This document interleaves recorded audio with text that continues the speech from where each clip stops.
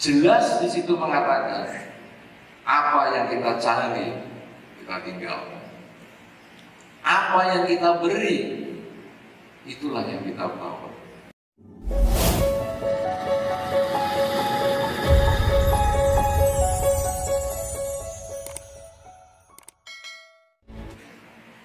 Lambang apa stupa?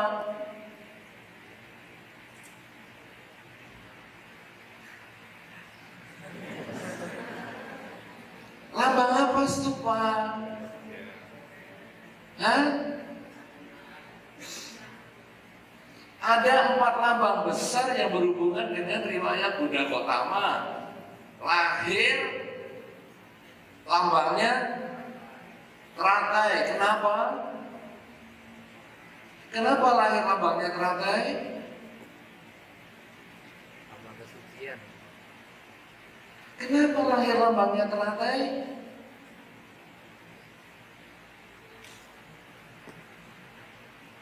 Gambar. Kenapa lahir lambangnya teratai? Lihat gambarnya di belakang.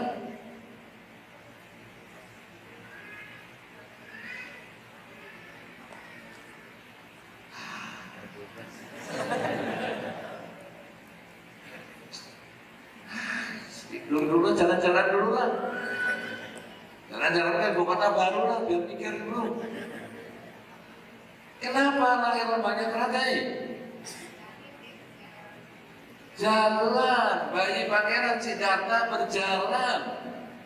Diceritakan berjalan dan pada saat telapak kaki melangkah ada teratai terbuka, maka lahir lambangnya teratai. Mencapai kesucian, lambangnya pohon Bodhi. Gambarnya mana?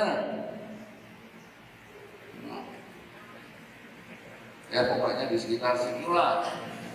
Pohon Bodhi. Kenapa? Jadi lambangnya Bodhi. Mengajarkan dhamma lambangnya? Hah?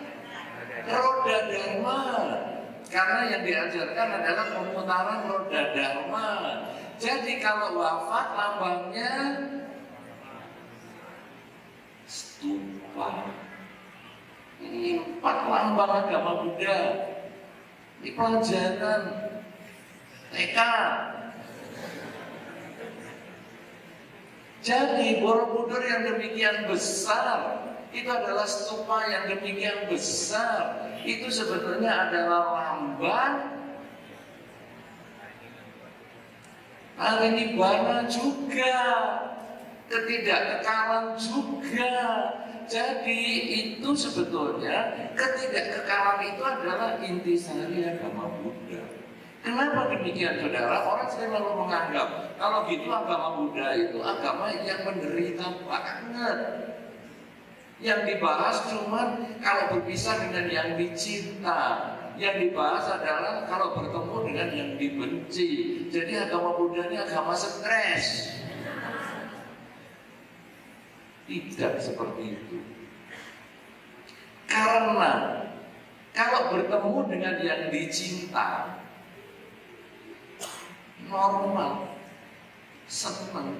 Anda bertemu dengan yang dicinta bahagia? Bahagia. Kalau Anda tidak bertemu dengan yang tidak Anda sukai, bahagia? Bahagia. Jadi tidak ada urusan juga. Kalau Anda bertemu dengan yang Anda sukai, berkumpul dengan Anda sukai, dan tidak berkumpul dengan yang tidak Anda sukai, tidak ada problem. Yang berproblem itu berpisah dengan yang Anda cintai. Yang berproblem itu berkumpul dengan yang Anda benci. Itu yang kenyataan pertama, itu problem. Problemnya di pikiran kita. Kita kepingin selalu bertemu dengan yang dicinta, kepingin menolak yang kita tidak suka. Tapi kenyataan tidak selalu seperti yang kita inginkan. Nah, dengan dibuat logo ataupun lambang sebesar ini, Buddha Rupang dalam posisi parinibbana atau wafat, Borobudur yang demikian luar biasa, yang juga merupakan stupa yang besar, Sebetulnya orang itu lalu disuruh melihat. Tuh lihat tuh gedenya segitu.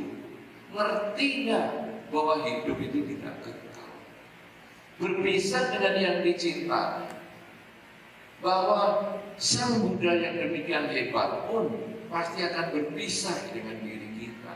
Masalah nanti kita mau mengenang atau tidak, itu urusan sudah di belakangnya. Tapi pasti ada perpisahan. Orang yang kita cintai bagaimanapun pasti ada yang kita pasti akan pergi, akan berpisah. Orang tua kita, pasangan hidup kita, keturunan kita, satu ketika pasti akan berpisah. Apakah dia yang meninggalkan kita atau kita yang meninggalkan dia? Itu sudah pasti. Di dalam Dhamma dikatakan bahwa hidup itu tidak pasti. Kematian itu yang pasti. Saudara-saudara, Anda saat ini hidup nggak? Hidup kan? Sampai kapan hidup? Tidak tahu. Kalau kita pergi ke pernikahan, bagi yang masih jomblo akan ditanya, kapan nyusul? Ayo ya, jomblo-jomblo pernah ditanya gitu kalau ke pernikahan? Pasti dan sering. Kapan nyusul? Langsung kita baper banget. Kapan nyusul? Tarikan dong, aku belum punya. Ya, begitu? Jombloan dan jomblowati. Tapi kalau ke rumah duka,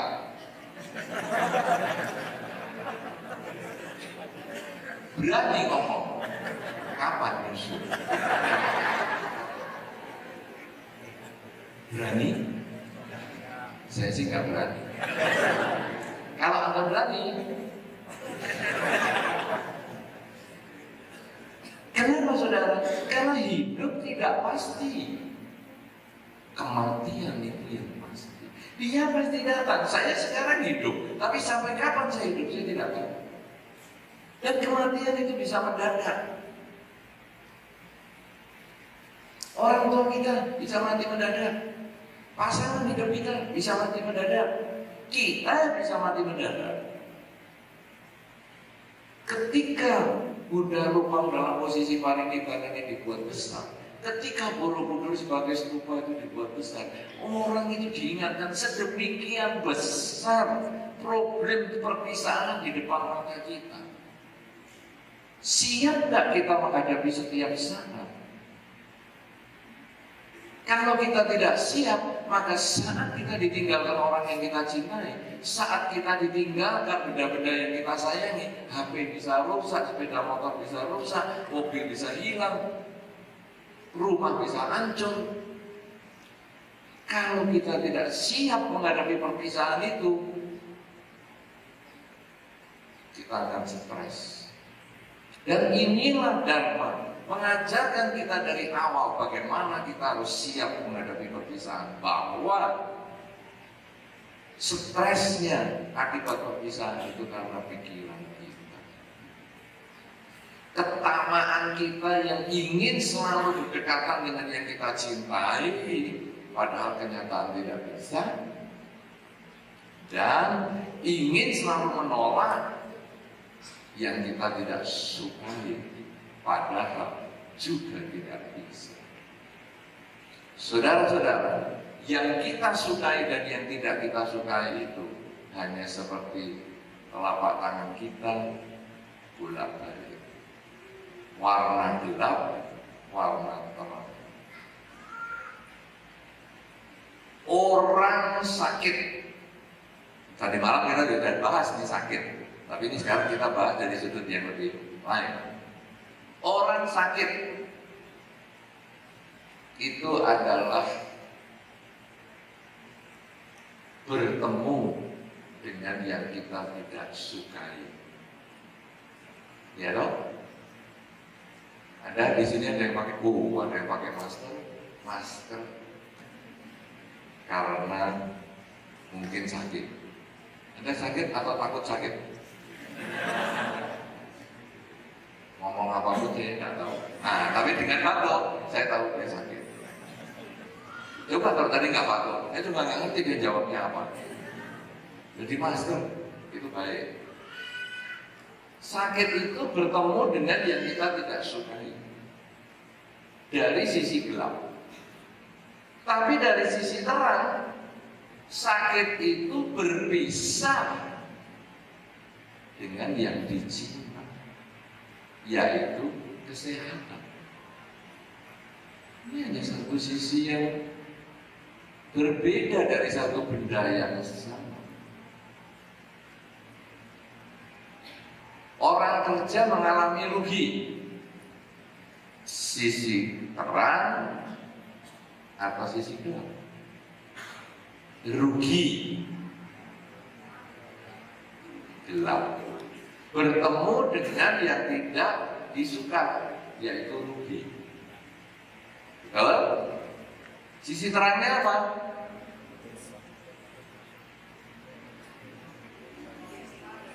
Berpisah dengan keuntungan. Bertemu kerugian sama dengan berpisah dari keuntungan. Sederhana toh? Satu benda yang sama. Apalagi sekarang? Apalagi misalnya putus cinta. Para jombloan dan jomblowati, kalau belum mengalami ya jangan sampai. Kalau sudah, Anda sudah lebih dewasa. Putus cinta, sisi gelap atau sisi terang? Sisi gelap, yaitu bertemu dengan yang tidak disukai. Perpisahan itu tidak menyenangkan. Perpisahan dengan yang dicinta tidak menyenangkan. Sisi terangnya, kalau di sini putus cinta, hilang orang yang dicintai. Ya. Hilang orang yang dicintai. Di sini apa?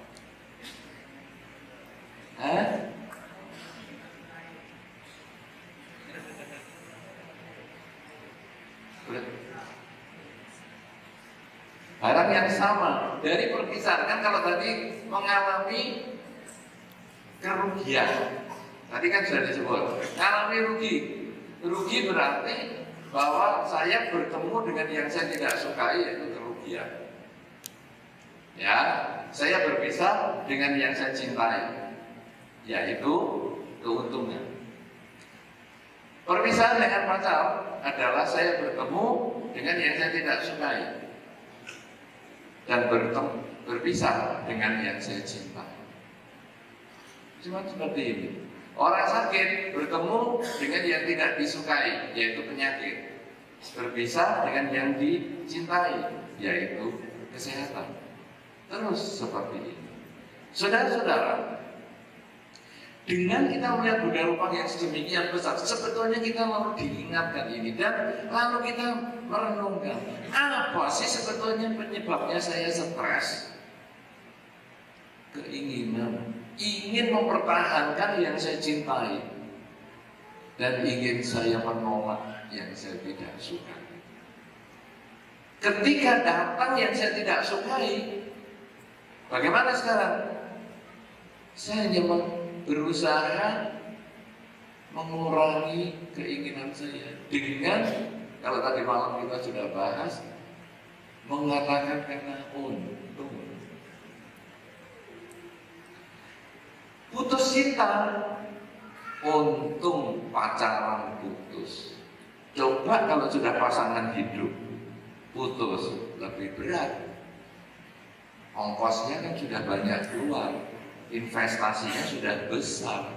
Masih pacaran, baru mulai invest, putus, untung. Ini konsep untung. Tapi ketika sudah punya anak 3, putus, ya tetap ngomong untung. Untung anak 3 saya masih bisa rawat. Coba kalau anaknya 6, susah biayanya. Saudara-saudara, kata untung ini sebetulnya membuat kita mampu untuk menerima kenyataan dengan lebih cepat.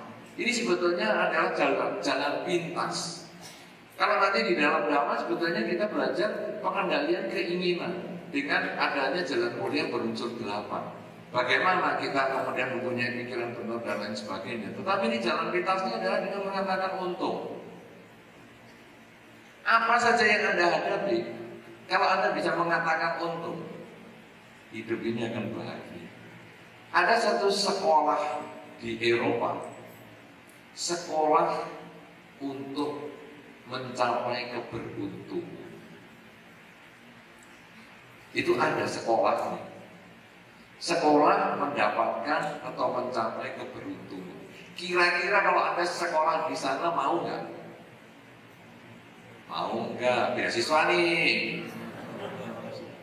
Beasiswa nanti pada suka ya. Karena Anda semua dikirim ke Eropa. Kira-kira mau nggak kalau Anda memperoleh ilmu keberuntungan ini? Jadi nanti keluar dari sekolah itu Anda hidupnya bahagia. Mau nggak? Saudara-saudara, saya waktu membaca berita itu, saya juga senang sekali. Wah, ada ya sekolah keberuntungan. Hebat nih. Kemudian saya mencoba mempelajari, apa sih isinya sekolah keberuntungan ini, pelajarannya apa? Ternyata sekolah keberuntungan itu isinya beberapa tugas. Setiap mahasiswa diberi satu buku untuk menuliskan apakah yang hari ini Anda rasakan sebagai keberuntungan. Cuma suruh nulis itu. Apakah yang Anda hari ini rasakan? Mahasiswa yang hari-hari pertama biasanya menulisnya yang negatif. Aku tidak beruntung hari ini. Karena ketika aku bangun, aku dimaki sama orang tuaku. Ketika aku bangun, aku tidak dikasih sarapan. Ketika aku bangun, kesiangan. Ketika aku mau pergi ke kampus, ternyata aku nggak punya kendaraan. Dan lain sebagainya, dan lain sebagainya. Terus setiap hari seperti itu. Dan dosennya hanya mengatakan, coba cari lagi apa yang hari ini kamu anggap menguntungkan. Coba kamu ubah pola pikir. Ternyata saudara, setelah mengalami pendidikan 1 semester, mahasiswa yang tadi menuliskan penderitaan itu akhirnya bisa mengatakan, hari ini aku beruntung. Orang tuaku masih bisa ngomel. Berarti dia masih hidup dan dia masih memperhatikan saya. Berapa banyak anak-anak yang tidak pernah diomelin, dia tidak mau dipusingkan orang tua. Sungguh berbahagia aku, karena aku masih diperhatikan orang tua. Sungguh beruntung aku masih diperhatikan orang tua. Rubah cara berpikir. Ngomelnya tetap, tapi dia sudah menyikapi dengan cara yang berbeda. Beruntung aku tidak sarapan. Karena ketika aku tidak sarapan, aku bisa beli makanan di kantin, sehingga aku bisa berbagi kepada penjual sedikit rezeki untuk dia. Jadi bagi Anda yang kewihara tadi belum sarapan, berbahagialah, karena di sebelah sudah tersedia kafe untuk Anda kafe dan berbagi rezeki. Ya kan? Kafe nanti ya. Kemudian ada yang mengatakan lagi, menulis tadi, aduh aku gak punya kendaraan ke sekolah. Beruntung aku tidak menggunakan kendaraan ke sekolah, karena dengan demikian aku menjaga bumi kita. Saya ikut menjaga lingkungan di sekitar saya untuk mengurangi polusi. Dan akhirnya siswa ataupun mahasiswa yang dianggap lulus adalah ketika sepanjang hari dia selalu menuliskan apa saja yang dia jumpai sebagai keberuntungan. Ini adalah cara berpikir. Dan inilah yang mengubah keinginan untuk disesuaikan dengan kenyataan. Dan inilah sebetulnya walaupun dia sekolah keberuntungan ini berada di Eropa dan bukan berdasarkan dharma, tetapi tetap dia bisa menggunakan kurikulum dharma bahwa hidup ini berubah. Kita kadang menemui sesuatu yang tidak sesuai dengan keinginan. Kita tidak bisa mengubah kenyataan. Yang kita bisa ubah adalah keinginan. Kenyataan Anda tidak sarapan, tapi sekarang kalau Anda ngomel dengan tidak sarapan, akhirnya hidup ini sepanjang hari isinya stres. Tapi ketika kita bisa melihat hikmahnya, tidak sarapan itu untuk kebutuhan yang lebih besar, kita tidak ada stres lagi. Kita akan bisa menyesuaikan hidup kita ini sesuai dengan kenyataan bahwa bertemu dengan yang dibenci, berpisah dengan yang dicinta, itu akhirnya bukan problem bagi kita. Akhirnya itu tetap merupakan sumber kebahagiaan. Karena pola pikir kita yang mewujudkan kebahagiaan, bukan muncul luar. Karena ketika pola pikir kita sudah bisa dikendalikan, maka perpisahan ataupun pertemuan itu sudah bukan masalah lagi bagi kita. Oleh karena itu saudara-saudara, kalau kita sudah memahami prinsip dhamma seperti ini, bahwa hidup ini berisi ketidakkekalan dan kita perlu menerima kenyataan ini sebagaimana adanya, maka Buddha Rupa yang demikian besar ini akan bermanfaat untuk mengingatkan kita bahwa hidup tidak kekal. Terima itu sebagai kenyataan. Siapapun juga bisa berpisah dari diri kita. Kita mungkin meninggalkan mereka atau mereka mungkin meninggalkan kita. Kemudian ketika kita pergi ke Borobudur, kita melihat stupa yang demikian besar, kita pun lalu menyadari inilah hidup yang tidak kekal. Bahwa di dunia ini yang menakutkan itu adalah ketidakkekalan. Anda melihat rambut berubah, Anda juga ngeri. Karena sekali rambut Anda muncul berubah, langkah menuju krematorium semakin jelas. Ada orang yang ngeri, saudara.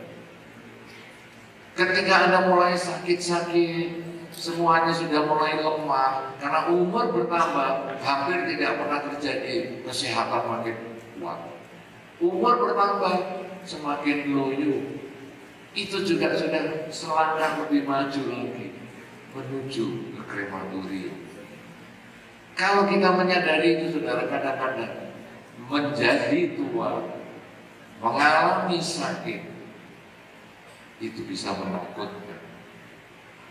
Tetapi ketika kita menyadari bahwa hidup itu tidak kekal, bahwa tua itu adalah kenyataan, tua itu adalah kewajaran, sakit itu kenyataan, sakit itu adalah kewajaran, maka kita kemudian muncullah tekad. Kalau tadi dikatakan di Ibu Maria tadi adalah bahwa ketika kita melihat Buddha Rupa sebagai Bapa Nibbana, bahwa beliau dulu manusia biasa yang bisa mencapai kesucian, maka saya harus bisa. Saya juga harus mau berjuang. Demikian pula dengan kita. Ketika usia mulai menggerogoti kesehatan kita, maka mumpung kita masih mampu melakukan sesuatu, lakukan yang terbaik. Sehingga ketika pada waktunya kita harus menutup mata untuk selamanya, meninggalkan dunia ini, meninggalkan apa saja yang saya cari di dunia ini, maka saya hanya menemui apa yang saya beri selama di dunia ini. Karena apa yang kita cari akan kita tinggalkan. Namun apa yang kita beri, itulah yang akan kita bawa. Kita di dalam kehidupan ini mencari pasangan hidup, mencari harta, mencari karir. Semua itu pada saatnya akan kita tinggalkan. Tidak ada orang di rumah duka. Di sini rumah dukanya namanya apa? Di sini rumah dukanya namanya apa? Anda sendiri lupa. cepat. Ini sudah bangun belum? Sudah bangun. Selamat siang, Pak. Rumah duka sini apa? Yayasan Pintu Mas Kali. Yayasan Peti Kemas. Pintu Mas. Pintu Mas. Rumah duka. Berarti kalau kita memasuki pintu emas, terbuka rezeki. Saudara-saudara, ketika Anda pergi ke rumah duka, Anda sering mendengar orang menangis, keluarganya menangis, tangisan drakor banget. Tangisan drakor, drama Korea. Wah. Saudara-saudara, kalau Anda kemudian berani tanya seperti tadi, yaitu, kamu nangis keras, mau ikut? Loh, Anda yang punya anak, kalau Anda mau pergi, anaknya nangis, apa pertanyaan Anda?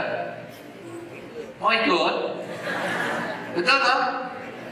Nah ini kan sekarang ada orang pergi melewati pintu emas. Kemudian Anda tanya, mau ikut?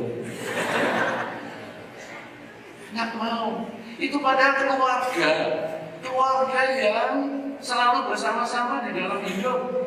Tidur sama-sama, makan sama-sama, jalan sama-sama. Ketika yang satu meninggal, aku nggak ikut.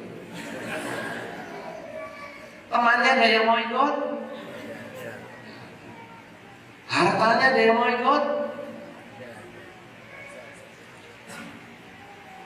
Saya pernah lihat orang meninggal, orang kaya, ibu-ibu, tasnya bermerek-merek, mereknya hebat-hebat lah. Saya tidak nyebut di sini karena saya tidak dapat 10% dari merek tas itu. Jadi saya tidak mengendorse. Tapi itu jelas merek-merek Eropa, top-topan lah. Waktu meninggal, tas bermereknya itu tidak dibawakan. Saya tanya, loh ini kan mendiang, saya tahu persisnya waktu hidup tasnya banyak nih. Setiap kali kita ketemu tasnya ganti, setiap kali ketemu ganti. Mana tasnya? Tasnya dipakai anak-anak ganti. Oh, tas yang dia pakai sepanjang hari, sepanjang hidupnya ditinggal. Kita nggak ikut. Dulu kan duitnya dolarnya banyak. Mana nih? Kok nggak dibawakan? Kok bawanya duit kertas? Duitnya diamloong. Iya berarti dolarnya dibagi ke anak-anak. Itu sepatu tinggi-tingginya, ngebling-ngebling sepatu tingginya bagus-bagus. Mana? Kok diganti sepatunya Bruce Lee? Apa sepatu Bruce Lee? Hah? Di sini pakai nggak? Pakai sepatu Bruce Lee juga? Ya, pakai juga. Perempuan juga pakai itu. Nah, jadi saya ngomong, mana high heels-nya itu? Kok sepatu Bruce Lee?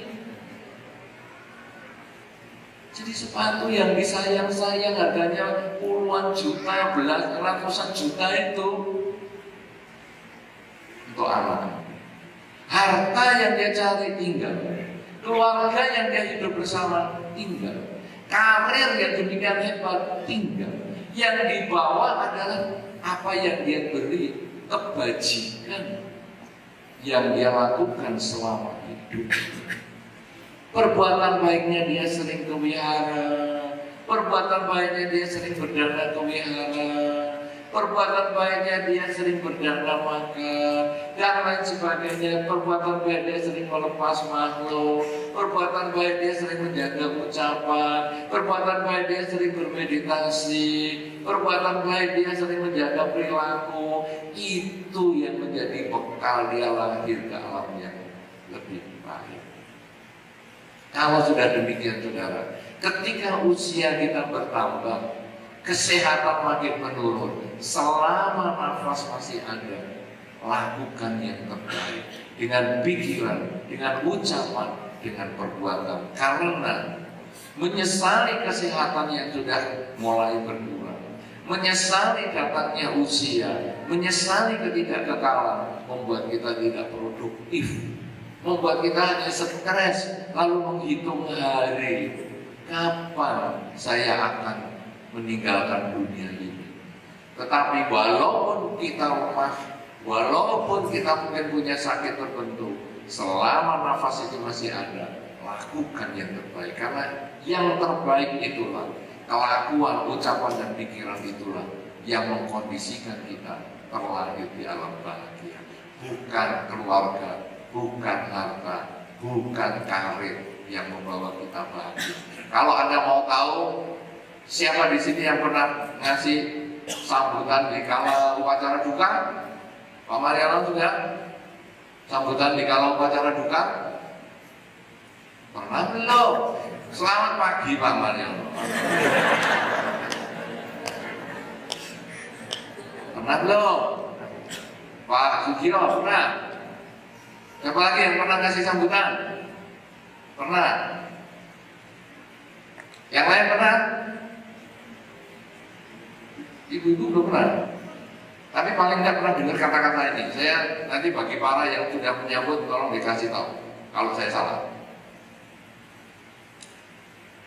Saudara-saudara, mendiang telah meninggalkan kita bersama pada beberapa hari yang lalu. Semoga dengan kekayaan beliau terlahir di alam bahagia. Pernah ada sambutan itu? Atau saudara-saudara, semoga dengan keluarga beliau yang bahagia, anaknya lucu-lucu ini, semoga beliau terlahir di alam bahagia. Pernah?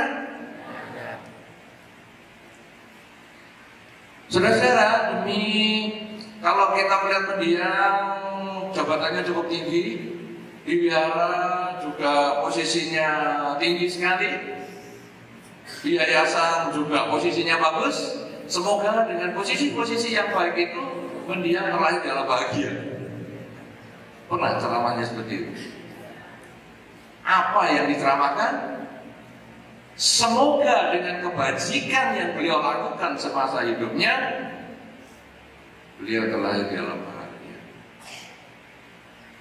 Jelas di situ mengatakan apa yang kita cari kita tinggalkan, apa yang kita beri itulah yang kita bawa.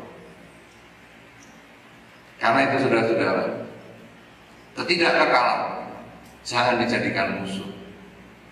Jadikanlah ketidakkekalan itu sebagai sahabat. Mumpung Anda punya kesempatan, mumpung Anda punya kekuatan, lakukan yang terbaik dengan pikiran, dengan ucapan, dan perbuatan. Karena begitu waktunya berubah, kematian datang bisa setiap saat. Karena hidup itu tidak pasti, kita sudah siap menghadapi, dan kita punya timbunan kebajikan yang mencukupi, sehingga hasilnya kita akan di dunia ini berbahagia, dan di kelahiran yang selanjutnya pun kita akan berbahagia. Inilah sesungguhnya yang perlu saya sampaikan, supaya Anda ketika mendengarkan dhamma pada kesempatan siang hari ini akan memperoleh pengertian untuk pedoman hidup. Karena mendengarkan dhamma pada saat yang sesuai adalah berkah utama, yaitu ketika Anda mau mendengarkan, mau merenungkan, dan mau melaksanakan di dalam kehidupan sehari-hari, sehingga berkah utama menjadi milik Anda. Semoga Anda selalu berbahagia, semoga semua Anda berbahagia. Sabbe Sata Bhavantu Sukhita.